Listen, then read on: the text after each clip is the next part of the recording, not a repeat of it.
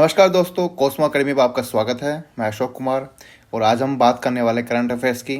जिस भी एग्ज़ाम की आप तैयारी कर रहे हैं, UPSC, RPSC, SSC, railway, all state exam, हर एग्ज़ाम के लिए ये क्लास आपके लिए इम्पोर्टेंट है।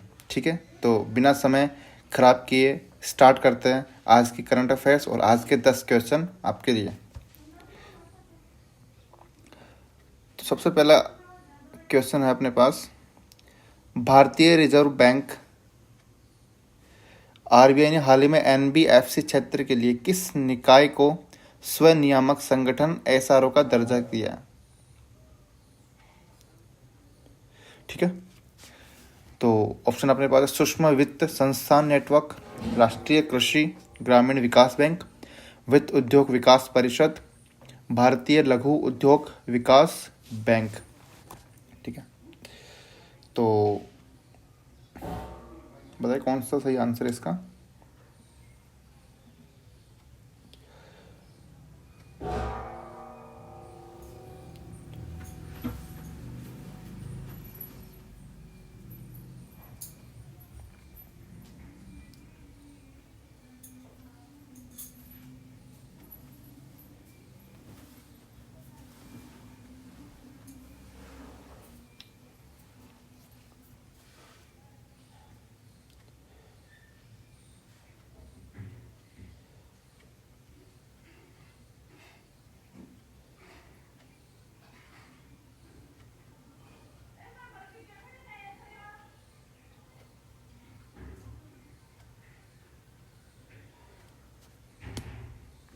ठीक है, हाँ, तो अपना आंसर कौन सही है?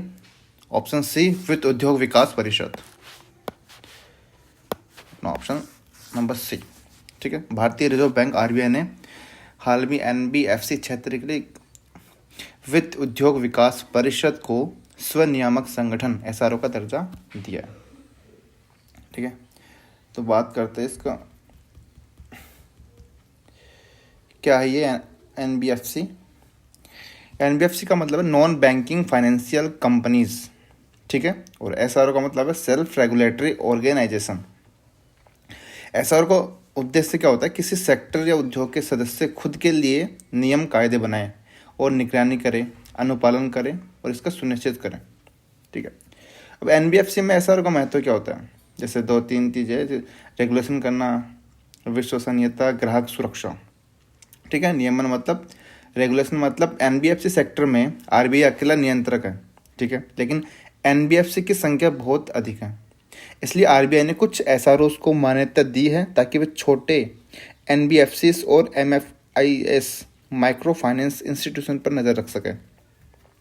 दूसरी चीज विश्वसनीयता है कि एनबीएफसी एमएफआई अगर एसआरओ का सदस्य होता है तो निवेशकों और ग्राहकों का विश्वास बढ़ता है। तीसरा है ग्राहक सुरक्षा। एसआरओ अपने सदस्यों के लिए ग्राहक शिकायत निवारण, पारदर्शिता और जिम्मेदार उधार पर काम करता है। ठीक है, इसके अलावा हम बात करते हैं आरबीआई के बारे में। ठीक है, तो आरबीआई की बात करें तो स्थापना इसकी कब हुई थी? 1 अप्रैल 1935। ठीक है, स्टेट की चीज़ें देख लेते कुछ। आरबीआई की स्थापना कब हुई थी? 1 अप्रैल 1935। एक्ट कौन सा था? एक्ट था 1934। ठीक है, हेडक्वार्टर कहाँ है इसका? मुंबई। हेडक्वार्टर इसका कहाँ है? मुंबई। गवर्नर कौन है इसके? गवर्नर 25वें नंबर के, और 25वें नंबर के गवर्नर है शक्तिकांत दास। ठीक है, राष्ट्रीयकरण की अगर बात करें, राष्ट्रीयकरण कब हुआ था? 1 जनवरी 1949 को राष्ट्रीयकरण हुआ था। 1 जनवरी 1949 को, क्योंकि देश आज़ाद होने के बाद राष्ट्रीयकरण करना जरूरी था। ठीक है, मुद्रा जारी करने का अधिकार 1 रुपये के नोट को छोड़कर सभी नोट जो है वो आरबीआई जारी करता है। 1 रुपये का नोट भारत सरकार जारी करती है और बाकी जो है जितने भी नोट बनते हैं वो करती है आरबीआई। प्रतीक की अगर बात करें तो इसमें बाग और खजूर का पेड़ होता है, पाम ट्री का। ठीक है, बात करते हैं नेक्स्ट क्वेश्चन पे। कि भारत की पहली सहकारी संचालित संपीड़ित बायोगैस सीबीजी और पोटाश ग्रेनुअल परियोजना का उद्घाटन महाराष्ट्र के किस स्थान पर किया गया? तो ऑप्शन है अपने पास कोपरगांव, पुणे, नासिक और सांगली। ठीक है, तो अपना सही आंसर इसका कोपरगांव। कोपरगांव के अंदर भारत की पहली सहकारी संचालित संपीड़ित बायोगैस और पोटाश ग्रेनुअल परियोजना का उद्घाटन किया गया है। और कोपरगांव पड़ता है कहाँ पर? महाराष्ट्र के अंदर। ठीक है, इसमें इतना ही आपको याद करना है। 69वें राष्ट्रीय स्कूल खेल एनएसजी किस भारतीय राज्य केंद्र शासित प्रदेश में आयोजित किए गए हैं? ठीक है, तो अपना आंसर है, ऑप्शन है अपने पास पंजाब, हिमाचल प्रदेश, उत्तराखंड और जम्मू कश्मीर। ठीक है, राष्ट्रीय स्कूल खेल जम्मू और कश्मीर में आयोजित किए गए। कौन से नंबर के? 69, ये आपको याद रखना। बात करें राष्ट्रीय स्कूल खेल की, इनकी जो शुरुआत हुई थी 1954 के अंदर हुई थी। 1954 से ये स्टार्ट है। उद्देश्य क्या? देश भर के स्कूल जो खिलाड़ी हैं उनको राष्ट्रीय स्तर पर मंच देना होता है। ठीक है, इनके अंदर कौन कौन से जो छात्र छात्रा होते हैं, अंडर 14, अंडर 17, अंडर 19 आयु वर्ग के, इसमें बच्चे हिस्सा लेते हैं। इसमें खेल की बात करें तो 30 से अधिक खेल है, जिसमें athletics, hockey, kabaddi, football, volleyball, boxing, swimming, कुश्ती आदि खेल इसके अंदर होते हैं। 2024-25 के नेशनल स्कूल गेम्स की अगर बात करें तो अलग राज्यों में आयोजित हो रहे हैं। इनका सीधा लिंक खेलो इंडिया स्कूल गेम्स और यूथ गेम्स से जुड़ा हुआ है। ठीक है, नेक्स्ट क्वेश्चन की बात करते हैं।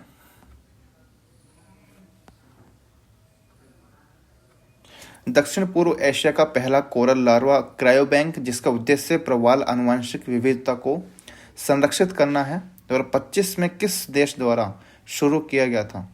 तो ऑप्शन अपने पास है इंडोनेशिया, मलेशिया, फिलीपींस और थाईलैंड।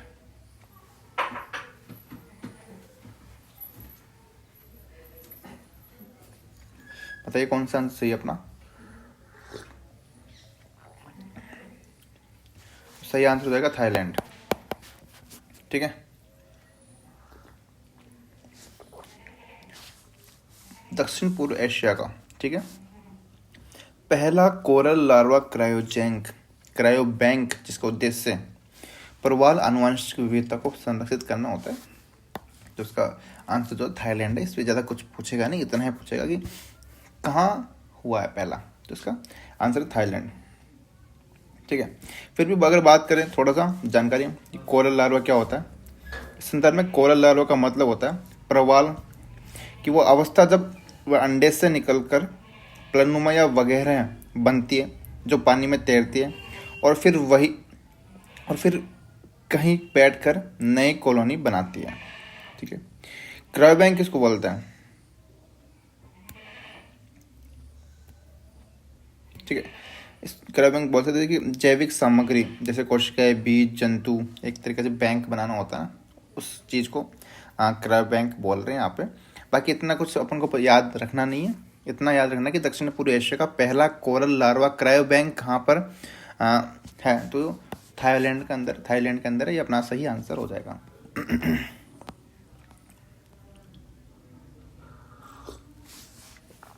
वर्ष 2025 में केंद्रीय कैबिनेट ने भारत के राष्ट्रीय गीत वंदे मातरम की किस महत्वपूर्ण वर्ष की वर्षगांठ मनाने ने देशव्यापी कार्यक्रम आयोजित करने को स्वीकृति दी है? तो ऑप्शन अपने पास 100वां, 150वां, 175वां और 125वां। ठीक है, तो ये है 150वां। 25 में केंद्रीय कैबिनेट ने भारत के राष्ट्रीय गीत वंदे मातरम के कौन सा वर्ष? 150वां वर्ष। ठीक है, अब वंदे मातरम की हिस्ट्री जानते क्या है? वंदे मातरम क्या था? लेखक कौन है इसके? वंदे मातरम के लेखक, ठीक है। लेखक की अगर बात करें, लेखक में बंकिम चंद्र चटर्जी, ठीक है। पुस्तक की अगर बात करें, पुस्तक आनंद मठ,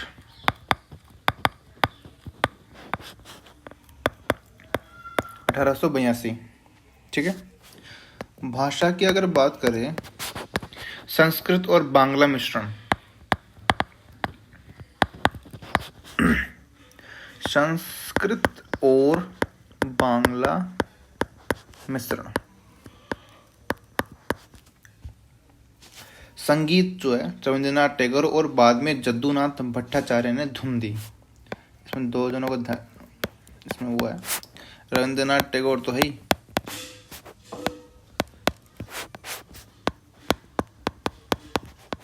रविंद्रनाथ टैगोर, बाद में जद्दूनाथ भट्टाचार्य ने धुन दी, ठीक है। सबसे पहली बार कब गया? फर्स्ट बार कांग्रेस का अधिवेशन था, भारतीय राष्ट्रीय कांग्रेस का अधिवेशन था 1896 के अंदर। भारतीय राष्ट्रीय कांग्रेस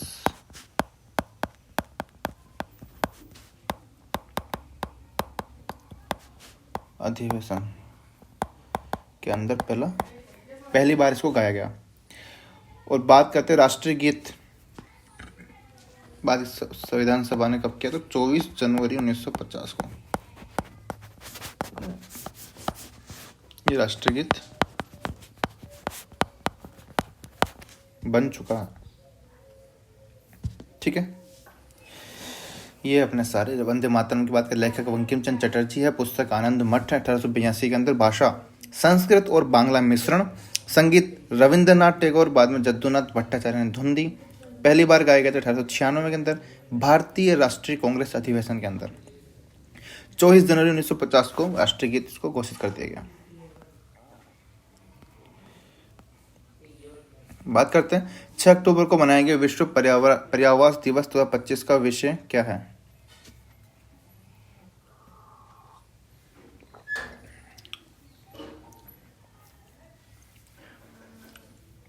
ऑप्शन अपने पास shelter is my right, urban crisis response, sustainable cities, housing for all. तो ऑप्शन अपने पास है अर्बन क्राइसिस रिस्पॉन्स। 6 अक्टूबर विश्व पर्यावरण दिवस, ठीक है, इसका विषय अपने पास अर्बन क्राइसिस रिस्पॉन्स। अक्टूबर के इम्पोर्टेंट डे के बारे में देखते हैं।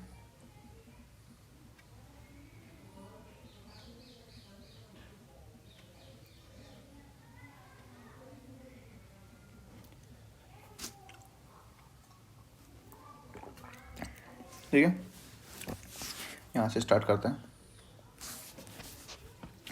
1 अक्टूबर को अंतर्राष्ट्रीय वृद्धजन दिवस, सारे लिखने की जरूरत है क्या? ऐसे बोल देता हूँ मैं तो।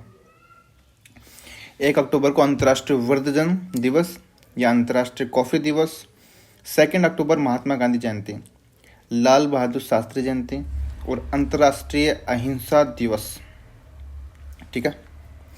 4 अक्टूबर को विश्व पशु दिवस, 5 अक्टूबर को विश्व शिक्षक दिवस, 8 अक्टूबर को भारतीय वायुसेना दिवस, 9 अक्टूबर को विश्व डाक दिवस, 10 अक्टूबर विश्व मानसिक स्वास्थ्य दिवस, 11 अक्टूबर अंतर्राष्ट्रीय बालिका दिवस, 13 अक्टूबर अंतर्राष्ट्रीय आपदा न्यूनीकरण दिवस, 14 अक्टूबर विश्व मानक दिवस, 15 अक्टूबर डॉक्टर एपीजे अब्दुल कलाम जयंती या विश्व विद्यार्थी दिवस, वर्ल्ड स्टूडेंट्स डे।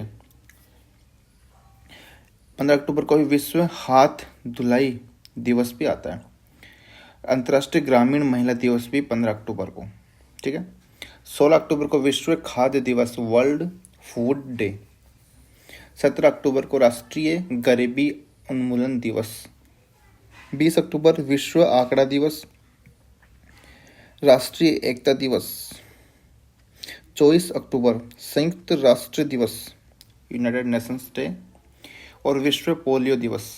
27 अक्टूबर विश्व ऑडियो विजुअल धरोहर दिवस और 31 अक्टूबर लास्ट है सरदार वल्लभ भाई पटेल जयंती है और राष्ट्रीय एकता दिवस, नेशनल यूनिटी डे। ठीक है, ये अपने इम्पोर्टेंट डे होंगे अक्टूबर के। जब भी कोई डे के बारे में क्वेश्चन के अंदर चर्चा होगी, सारे डे अपन वापस से रिपीट करेंगे। ठीक है, अब बात करते हैं नेक्स्ट क्वेश्चन की। प्रसिद्ध भारतीय चित्रकार ए रामचंद्रन को समर्पित संग्रहालय का हाल ही में केरल के किस शहर में उद्घाटन किया गया? तो अपने ऑप्शन अपने पास तिरुवनंतपुरम, कोच्चि, कोझिकोड और कोल्लम। तो अपना सही आंसर जो जाएगा वो है कोल्लम। भारतीय चित्रकार है ए रामचंद्रन को समर्पित संग्रहालय बनाया गया एक, तो किस शहर में इसका उद्घाटन किया गया? केरल के कोल्लम में। ठीक है, अब ए रामचंद्रन जी की बात करते थे, तो पूरा नाम था अच्छाथल्ली रामचंद्रन, जिनका जन्म 1935 केरल में हुआ था। ठीक है, पहले तो इसको इनका पूरा नाम देख लेते हैं। पूरा नाम था अच्छाथल्ली।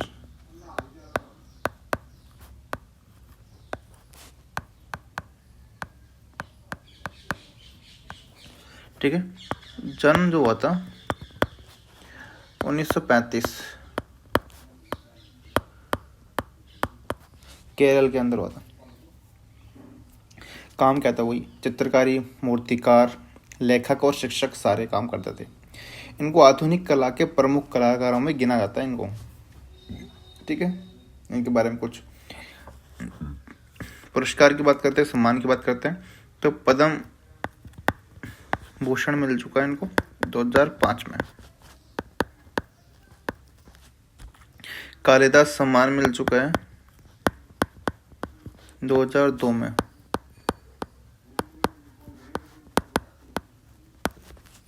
राजा रवि वर्मा पुरस्कार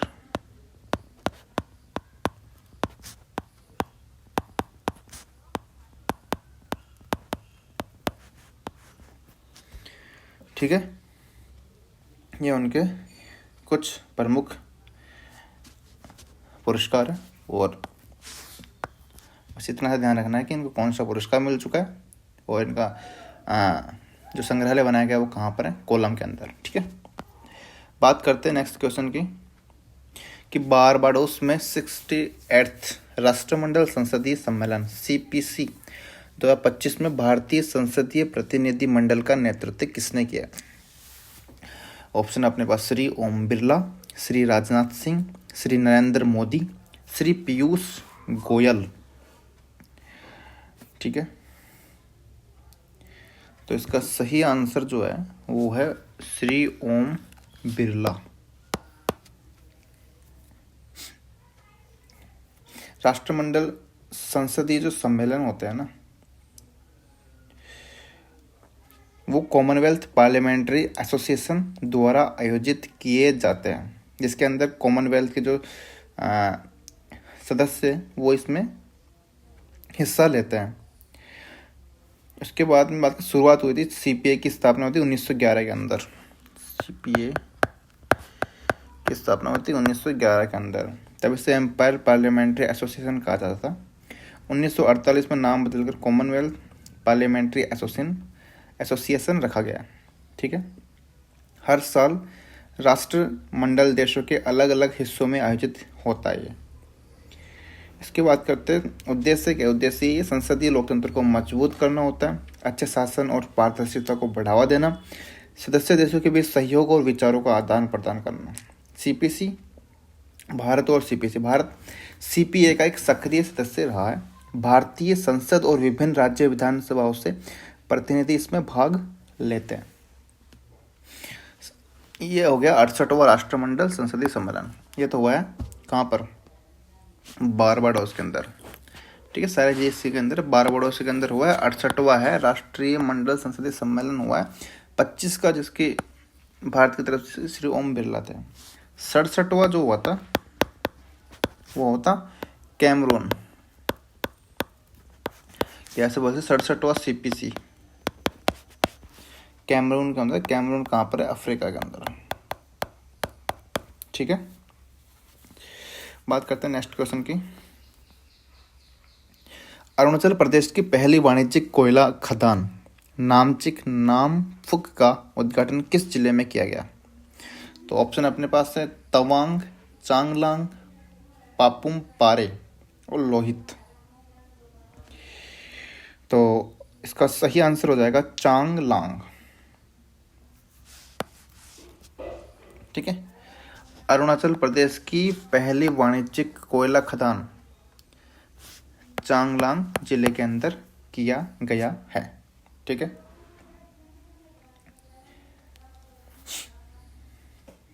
ऐसे इतना याद रखना आपको, पहली वाणिज्यिक कोयला खदान कहाँ पे?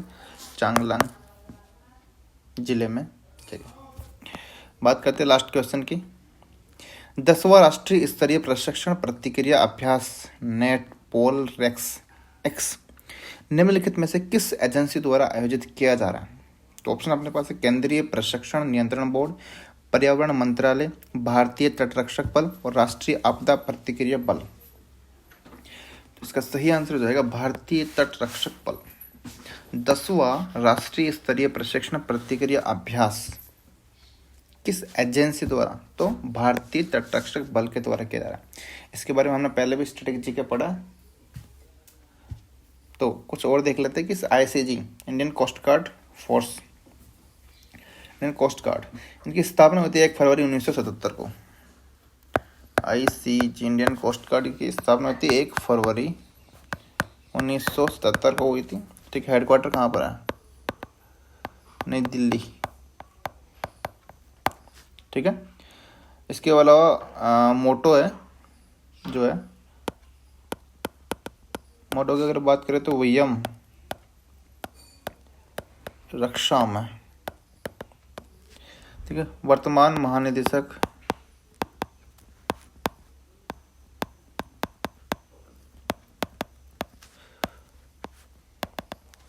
राकेश पाल है,